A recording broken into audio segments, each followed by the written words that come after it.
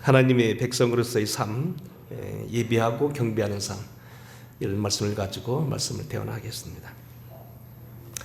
공식적인 세상 용어로서 기독교인, 또 우리가 프로 말하면 하나님을 따르는 사람들, 하나님을 경배하는 백성으로서의 가장 두드러지고 대표적인 특징이 뭘까요? 어떤 사람은 기독교인 하면 이렇게 말할 수 있습니다. 주일날 교회 가는 사람. 또 어떤 사람은 말합니다. 성경책을 끼고 성경책 넣은 가방을 가지고 다니는 사람. 또 어떤 사람 이렇게 말할 겁니다. 더 쉽게 말해서 밥 먹을 때 기도하는 사람. 마침 제가 이 기도라는 말씀이 생각나서 제가 연애 총무 시절에 전안에 있는 고등학교에 신무식 설교를 맡아서 신입생들 앞에 설교하는데 이런 설교를 했던 것 같아요. 당시 어느 고등학교의 이사장을 맡고 계신 장로님이 일제시대 때 강제 노역장에 끌려가서 이런 일을 당했답니다. 어려운 노역을 하고 점심 먹는 시간이 되어서 도시락을 펴놓고 밥을 먹게 됐는데 예수 믿는 사람이 당연히 기도하는데 그만 들깨가 지나가다가 그 도시락을 물고 갔다는 거예요. 그냥 사람들이 그냥 박장대소를 하고 그냥 조롱을 하고 막 그러는데 이 장로님은 그거 안 먹으면 배고프니까 걔를 막 거기 서라고 쫓아갔다는 거예요. 근데 조금 있다가 갑자기 천지를 뒤흔드는 소리가 나서 미처 터지지 않는데 폭약이 터져서 그 자리에 앉았던 사람이 많이 다쳤다는 거예요. 참 우리는 이 너무 쉽게 얘기지만 예수교인이 뭐냐, 아무리 바쁘고도 기도할 때 밥 먹을 때 기도하는 사람, 걔가 비록 도시락을 물어간다 할지라도 사람이 조롱한다 해도 기도하는 사람, 그 사람이 기독교인이다. 아멘. 주일이면 다른 일 물리치고 깨끗이 옷 차려입고 교회 가는 사람, 11종금을 하고 때마다 일마다 감사하며 감사하는 사람, 병들어도 감사하고 때로 시험에 떨어져도 감사하고 이래도 감사 저래도 감사, 시집가도 감사, 장가가도 감사, 늘 감사하는 사람, 하나님을 신뢰하는 사람, 그 사람이 기독교인이다. 또 어떤 사람이 이렇게 말할 수 있습니다. 가장 특별한 특징은 예수 믿으면 일단 술을 안 먹는다. 많은 사람들이 술 때문에 배가 망신하고 이것 때문에 많이 몸이 망가지고 가정이 파산되는데 일단 술을 안 먹고 담배 피지 않는 사람, 담배야 성경에 나와 있지 않지만 담배야 인디안을 통해서 1400년대부터 우리나라에 전 세계에 버렸다고 그러지만 사실 그건 뭡니까? 다른 게 아니고 담배는 몸을 해롭게 한다는 거예요. 저는 병원에 가서 진찰받는 사람들 보게 되면 항상 의사가 소리 뭡니까? 담배 피시면 안 됩니다. 담배 피시면 상처가 늦게 낫고 더 악화될 수 있습니다. 여러 번 들었습니다. 늘 친절하고 이웃을 잘 도와주는 사람, 양보를 좋아하고 자기 주장을 하지 않는 사람, 이웃과 필요 없는 싸움을 하지 아니하고 사이좋게 지내는 사람, 가족과 화평을 누리고 아름다운 가족을 이어가는 사람, 그 외에 여러분들이 많이 말할 수 있을 거예요. 하지만 오늘 우리는 이렇게 기독교인들을 이 모양 저 모양으로 많이 말하지만 가장 큰 특징은 예배드린 사람이라는 겁니다. 언제 무엇을 하도 예배를 가지고 시작합니다. 차를 사도 자녀들이 앞에서 차를 사도 기도부터 해달라고 해서 기도도 합니다. 젊은이들은 장가가도 시집가도 기도부터 예배부터 드리고 하게 됩니다. 사업을 해도 그렇습니다. 기독교인들은 항상 예배드리는 사람이다. 자, 오늘 우리가요 이 교회 표어를 2024년은 하나님의 백성을 살자고 말해놓고 지난 시간에는 첫 시간 일단 복은 받아야 된다. 근데 그 복이 사실 알고 보면 기도다. 우리가 주기도문을 얘기합니다만 주기도문 사실 다 그게 뭐냐면 우리 기도입니다. 그렇게 살아라, 그렇게 기도하라, 그러면 그런 복을 받는다. 그렇게 목표를 가지고 살면 천국 백성으로서 하나님이 축복하신다, 그런 얘기예요. 시편 144편 다윗이 친 찬송입니다. 우리 아들들은 어리다가 장성한 나무들과 같으며 우리 딸들은 궁전의 양식대로 다듬은 아름다운 모퉁이들과 같으며 우리의 곡간은 백곡이 가득하고 우리의 양은 들과 천에서 들에서 천천과 만만으로 번성하며 우리 수수는 무겁게 실었으며 우리를 침노하는 일이나 우리가 나아가 막는 일이 없으며 우리 거리에는 슬피 부르짖음이 없을진데 이러한 백성은 복이 있나니 여호와를 자기 하나님을 삼는 백성은 복이 있도다. 하나님을 믿는 사람 일단 자녀들이 잘 되어야 되고요. 경제적인 문제도 어느 정도는 제대로 갖춰져 있어야 쓸데없는 소리 한다는 거예요. 이런 죄송합니다만 목사님들 중에서도 가장 뽑힘을 받은 분들이 일정한 직분을 맡은 분이고 연이에 한 명밖에 없는데요.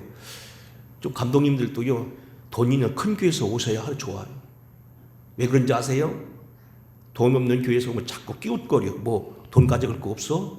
쓸 것이 많은데 줄 수 없나? 끼웃거려.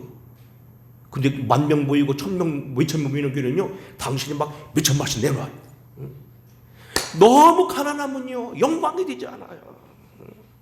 그래서 우리는 기독교인들은 물론 때로는 가난하게도 살아야 되고 때로는 없는 듯 살아야 된다고 하지만 일단은 뭐냐면 우리들도 곳간에 뱃고기 있어야 되고 먹을 만큼 있어야 되고 나눠줄 수 있는 정도는 돼야 된다. 이거 여러분 기도 제목이에요. 우리 스스로는 무겁게 실어서 무역이 많다는 얘기입니다. 우리가 침노하는 일이나 나아가 막는 일이 없으며 전쟁이 안 난다는 겁니다. 우리의 거리에는 슬피 부르짐이 없을진데, 물론 사고를 때문에 문명이 이 길을 동원하다 보니까 여러 가지 사고도 나고 폭탄도 터지고 아파트에 불도 나고 합니다만 그런 것 말고 인재가 없어야 된다는 겁니다. 고약한 사람들이, 사나운 사람들이, 못된 사람들이 사람을 등쳐먹고 위에 있는 사람들이 밑에 사람 밟아서 안 된다는 겁니다. 그런 백성은 복이 있도다. 자, 이제 그 외에도 우리가 앞으로 공부할 건 뭐냐면 많이 있습니다. 그래서 다음 주에는 우리가 이제 두 가지 설교를 겹쳐야 되죠. 창립 기념 주일에다가 우리는 어떻게 살아야 되느냐, 우리 교회에 대해서 감사하면서 우리는 어떻게 교회를 갖고 와야 되냐. 어쨌든 우리는 기도하며 그의 뜻을 구하며 매사를 우리가 하나님 성품으로 살아가며 닮아가며 언어까지도 닮아야 된다. 앞으로 쭉 설교할 거예요. 근데 이 시간은 뭡니까? 예배에 대해서 말씀을 그래요. 이미 우리가 말씀드린 대로 예수 믿는 사람들을 밥 먹을 때 기도하는 사람, 성경책 끼고 다니는 사람, 교회 가는 사람, 세상에 폭탄이 떨어져도 예배부터 드리는 사람, 여러 가지 말할 수 있지만 가장 큰 특징은 뭐냐면 예배라는 거예요. 예배가 아주 소중하다는 거예요. 예배가 있기 때문에 우리는 크리스찬이라는 거예요. 그래서 우리는 어떻게 예배 드리냐? 이미 여러분이 다 알 수 있는 이야기지만 우리가 한번 원칙적인 이야기에서 한번 다시 우리의 마음을 다시 갈아엎고, 기경이라고 하죠. 다시 갈아엎고 씨를 뿌리듯이 우리 신앙을 한번 다듬어 보기 위해서 예배를 통하여 정리해 보겠습니다. 첫째로 오늘 우리가 꼭 드려야 할 말씀은 뭐냐면 예배는 우리 기독교인들에게 의무이기도 하죠. 그렇죠? 믿는 사람이 당연히 의무이죠. 그러나 특권이기도 하다는 거예요. 예배가 믿는 사람들이 특권이다. 굉장히 중요한 거예요. 제가 말씀하죠. 기도도 특권이라고 그러는데 기도도 그래요. 남이 얻지 못하는 걸 기도할 때 하나님 놀라운 걸 주시는 듯이 예배도 그렇다는 거예요. 제가 자란 제 집안 어른 가운데 아주 사회적으로 돈을 많이 벌고 성공한 분이 있는데 이분이요, 젊어서 어떤 일이 있었냐면 1960년대로 봐야 아주 제가 중학교 고등학교 다닐 때인데 마침 우리나라에 존슨 대통령이 왔어요. 이분이 근데 일부러 대통령을 만나고 공항을 쫓아갔어요. 그래서 공항에 섰다가 힘들게 사람 뚫고 가서 존슨 대통령하고 악수하고 왔어요. 그 다음부터 이분이 여기다 붕대를 감고 왔더라고. 한 주간 동안 붕대를 안 끌렸다고. 내가 이 손이 대통령, 미국 대통령하고 악수한 손이라고. 이해가 되지요? 저는 2005년도 북한 방문단에 가입해서 144명 일원으로 북한을 갔는데 마침 저희 같은 홍보대사 하나가 뭐냐면 여러분 유명한 탤런트 최수종이에요. 누군지 아시죠? 역사 영화에 많이 나오는 최수종. 그리고 최수종 같이 사진 여러 번 찍었다고. 물론 저는 목사이기 때문에 그걸 말린 얘기 않고 그거 다 한번 보여준 적 없지만 내 나름대로 내가 최수종하고 사진 찍은 사람이다. 그리고요 그 드라마는 내가 가끔 잘 봐요. 응? 역사적이고 그리고 배울 것도 많아서 최수종 내가 친분이 느낀다고.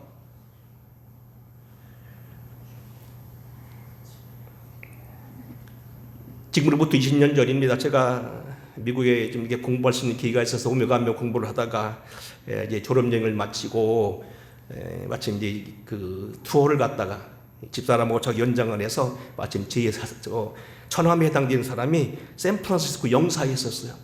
형님 한번 저희 집에 오지요. 여러분 미국 오면서 왜 우리 집 안 와요? 그래서 1박 2일로 그 집에 가서요. 샌프란시스코를 남이 가지 않는 곳을 싹싹 뒤져봤어요.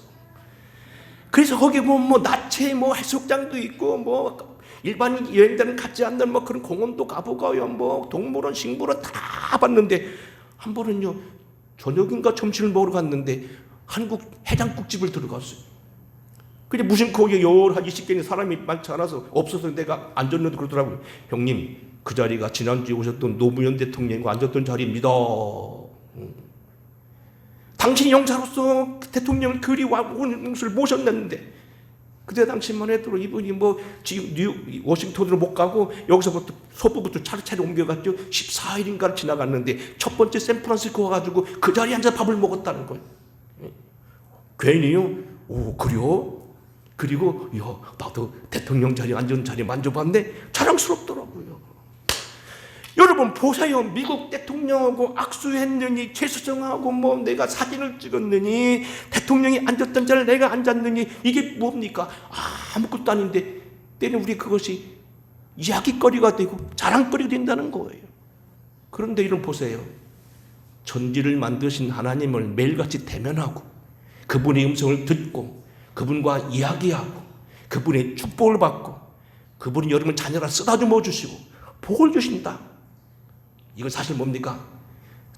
제 표현 들으면 자다가도 뻘떡 일어나서 할렐루야 하면서 찬송드려야 할 이야기라는 겁니다. 죄악에 쌓여있고 형편없고 연약한 종들이 인류를 지으실 뿐만 아니라 온 우주 만물을 지으시고 섭리하신 하나님을 매일같이 뵙는다.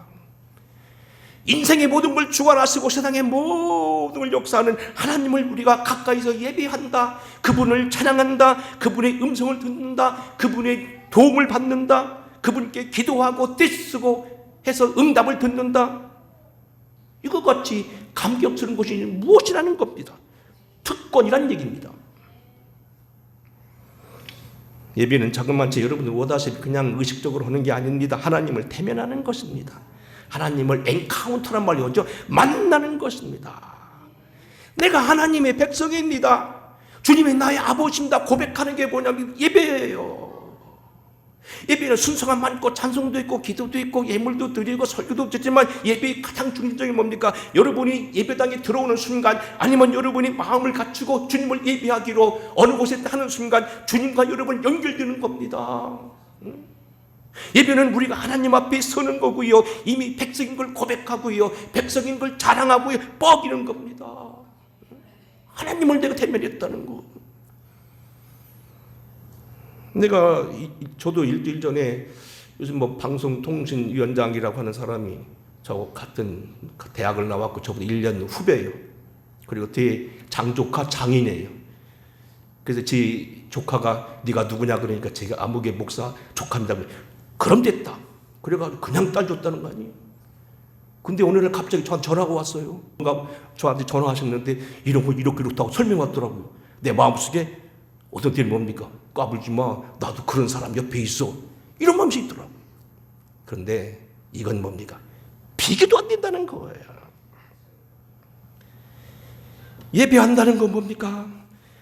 본래 이 영어로 보면 워십이라는 말도 있는데 이 말은 워십과 워스라는 말과 십이라는 말로 서로 포함되어 있는데 워스라는 말이 뭔 가치란 소리고 십이라는 소리는 뭐냐면 정신한 거예요. 결국 존귀를 따져주는 것이 예배라는 거예요. 예배란 하나님의 섬기는 일뿐만 아니라 하나님의 존귀함을 높이는 얘기라는 겁니다. 하나님의 그 가치를 알아듣는다는 겁니다. 우주를 창조하시고 인생을 섭리하시고 나를 사랑하시고 모든 사람 죽고 살리게 하는 모든 것을 하시는 분이라는 것을 인정하는 것이 예배라는 거예요. 그리고 예배는 하나님이 좋아하시고 그들을 기다리신다는 거예요. 자, 오늘 말씀 보면 요한복음 4장 보면 수가성 여인에게 한 말씀이 뭡니까? 아버지께 참되게 예배하는 자들은 영과 진리로 예배할 때가 오나니 곧 이때라. 아버지께서는 이렇게 예배하는 자들을 찾으시느니라. 누가 바른 예배를 드리고 누가 바른 예배 생활을 하고 누가 바르게 하나님 앞에 나오는가를 기뻐하시고 그들에게 복을 주신다는 겁니다. 그래서 우리가 잘 알다시피 솔로몬 같은 경우는 이러한 예비를 1000번째라는 것도 드리고 잘 드렸기 때문에 그에게 많은 축복을 허락하셨다는 겁니다. 예배는 특권이라는 겁니다.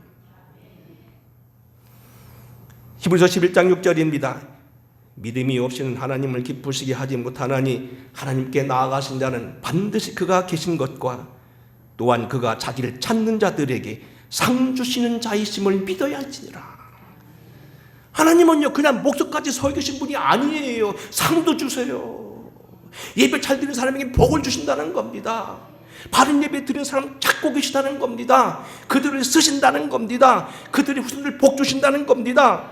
결국 예배가 나의 능력이요, 나의 어떤 줄이요, 내게 어떤 힘이요, 내가 오늘 여기 주신 하나님의 능력이 될 수 있다는 겁니다. 동시에 예배는 하나님 백성으로서의 의무입니다. 의무란 얘기는 뭐냐면 최고의 표현을 드려야 될 그러한 신앙 고백이 우리에게 필요하다는 겁니다. 우리가 하나님 앞에 내가 자녀입니다, 하나님이 나의 아버지입니다 고백하는 것도 중요하지만 그분 앞에 드릴 수 있는 의무도 있다는 거예요. 사실 우리는 자녀들은 아버지가 돌아가시면 유산을 받고요, 때로는 그 모든 권리를 이어받지만 우리가 섬기는 동안에는 자녀로서 해야 될 도리가 있잖아요. 우리가 오늘도 하나님 앞에 예배가 특권인 반면에 의무라는 것은 바로 이런 얘기입니다. 예배를 소홀히 하는 것이 모든 불신의 근본이라는 겁니다.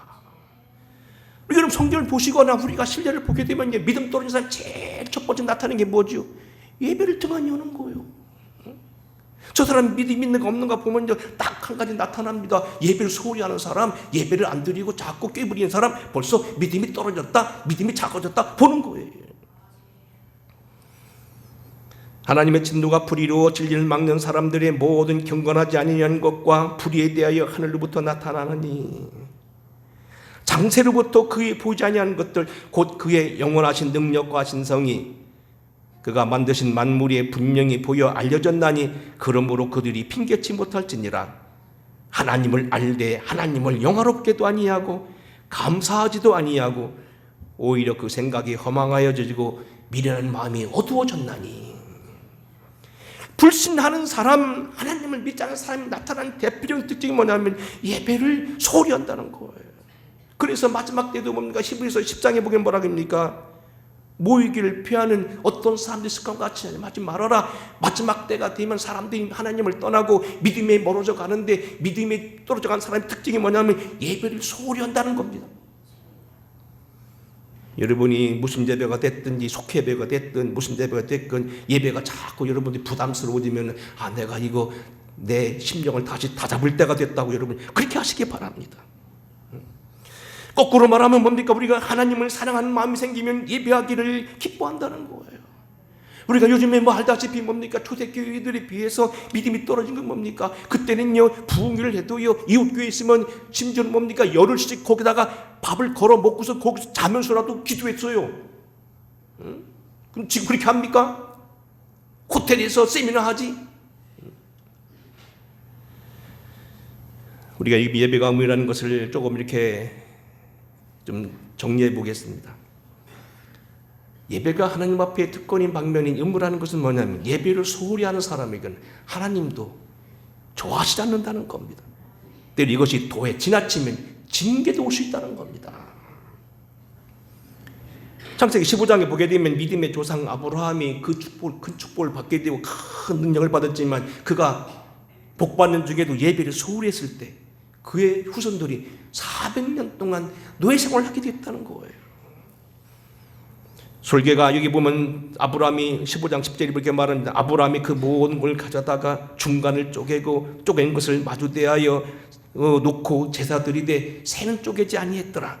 그런데 어떻게 됐습니까? 해질 때 아브라함의 깊은 잠이 임하고 큰 흑암과 두려움이 그에게 임하였더니 일단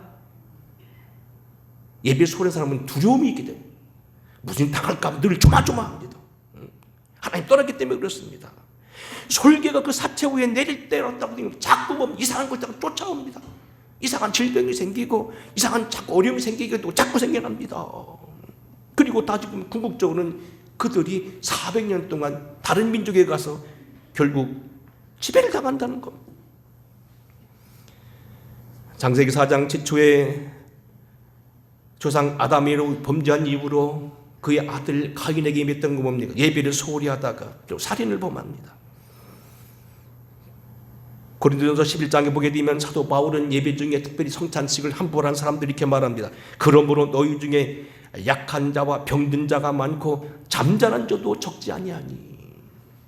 성찬을 떼고 예식을 함부로 하고 그런 걸 소홀히 한 사람에게는 죽음도 임한다는 겁니다. 우리가 그 당시에 말라기서라든가 에스겔서라든가 예언서 보게 되면 많이 예배와 관계된 것이 많이 있습니다. 예배가 소중하다는 겁니다. 어떤 면에서 우리는 보면 뭡니까? 옛날 로마 시대 사람들은 어떻게 합니까? 생명을 걸고 예배했다는 거예요. 여러분 생각해 볼 때 그렇습니다. 코로나로 인하여서 가장 교회가 손해본 곳이 무엇일까요? 공식적으로 보니까 어느 교회는 지난주에 제가 인사하러 갔더니 큰 교회인데 그러더라고요. 코로나 기간에 400명이 떨어졌습니다. 다시 요즘에 다시 부흥된다고 하더라고요. 400명이 떨어져 나갔대요. 1000명 정도 모이는데 큰 어려움이 있었죠. 1000명 중에 400명이 떨어져 나갔었다. 지금은 다시 다 부흥됐다는 겁니다. 여러분 코로나 이후로 우리가 가장 큰 것은 사람 숫자 주는 것도 있고 재정도 30% 40% 줄었지만 더 큰 특징은 뭡니까? 예배가 소홀했다는 거예요. 이상 언제부턴가 대면 예배가 나오고 비대면 예배가 나오고 이런 비대면 예배는 예배 아닙니다. 그 예배라고 할 수가 없습니다. 로마 사람들 어떻게 했습니까? 죽으면서도 그들은 예배 드렸고 사자에게 물려고 죽으면 예배 드렸습니다. 카타콤으로 들어가면서 그 시체들 썩는 지하 무덤에 가서 예배 드렸습니다. 예배가 제일 문제입니다. 어떻게 우리가 예배를 잘 드려야 되겠는가? 오늘 여기 시간이 많이 됐기 때문에 줄입니다만 여러분 주보 삽지에 보게 되면 여기 지금 제가 요약을 해놨습니다. 거기 여기 주보 말고 또 삽지에 보면 구체적으로 예배 전의 자세, 예배 중의 자세, 예배 후의 자세가 있어요. 보면 제가 읽어볼까요? 예배 중의 자세만 한번 읽어볼까요? 시선을 설교자에게 집중한다. 예배 중에는 자리를 움직이지 말고 인도자의 인도에 따른다. 갈급한 심령으로 듣되 성경 본문을 살피며 듣는다. 설교 중에 눈을 감거나 하품하거나 가끔 설교다 보면 하품한 사람이 있으면요 목사가 힘이 쭉 빠져나갑니다. 굉장히 설교 방해해버려요. 고개를 숙이거나 껌을 씹거나 옆 사람이 얘기하거나 비웃듯이 웃거나 발장 뛰는 태도는 참간다. 예배의 뜻을 바로 알고 이해하며 살아계신 하나님을 의식해야 한다. 신문이나 잡지를 읽어서도 안 되며 말씀에 비추어 자신의 삶과 새 삶을 결단해야 한다. 개인이 들려진 음성을 들어야 한다.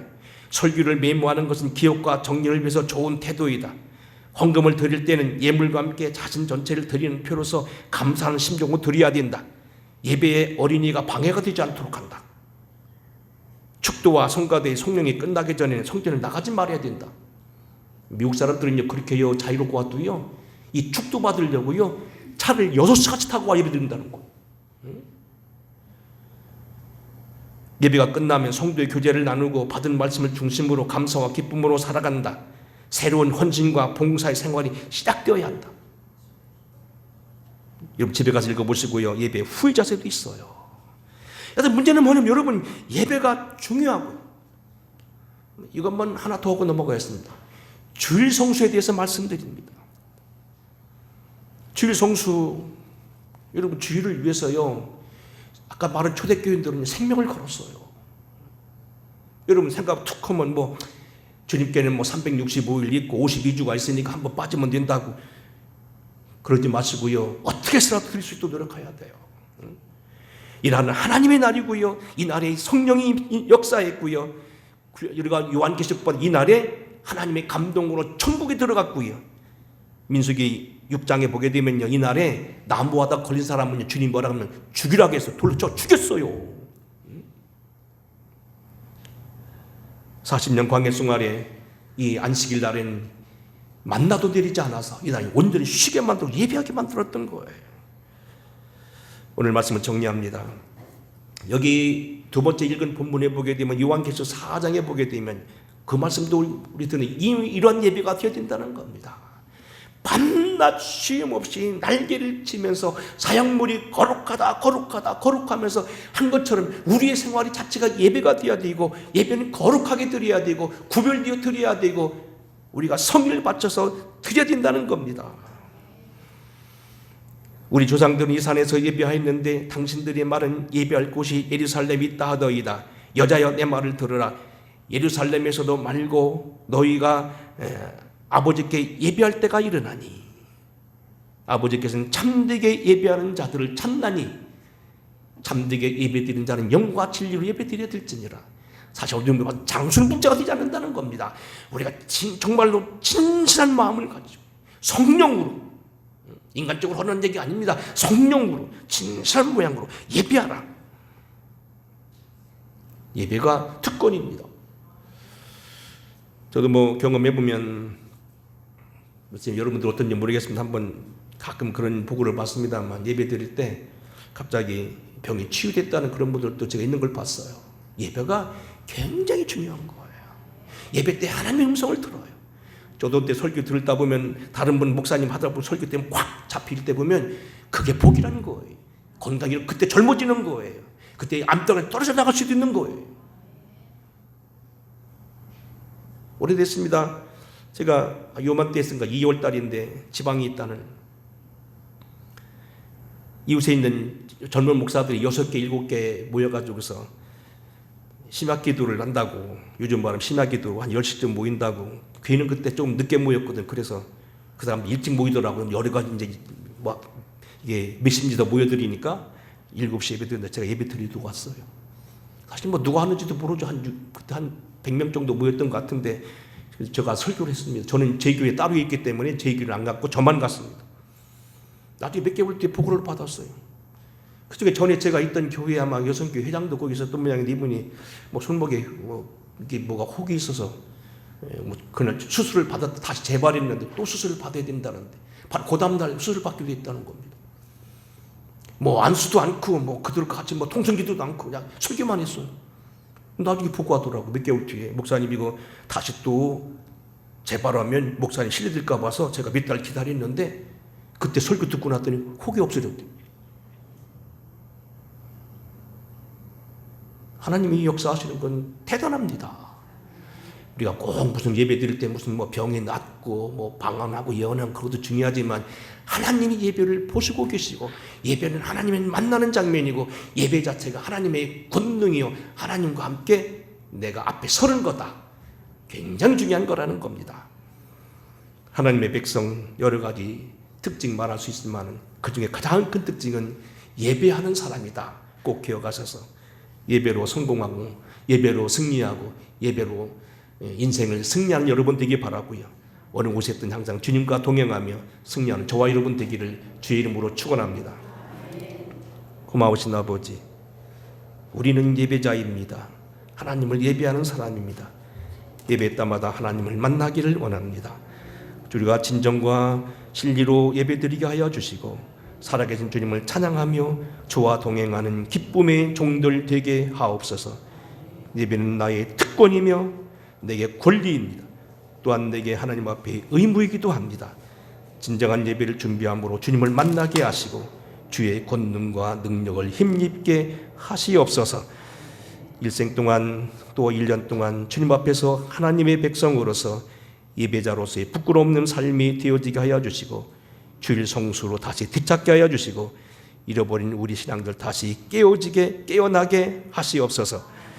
예수님 거룩하신 이름으로 간절히 축복하고 기도하옵나이다. 아멘. 찬양하겠습니다.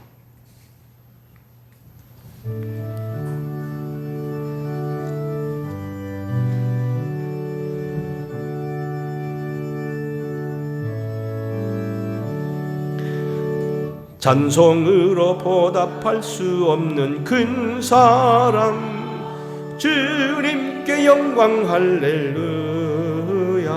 형제 자매 모두 함께 모여 찬송해. 주님께 영광 할렐루야. 하나님의 자녀여 크게 찬송 부르며 밝고 거룩한 길로 기쁨으로 나아가 주의 보좌 앞으로 속히 들어가겠네. 주님께 영광 할렐루야.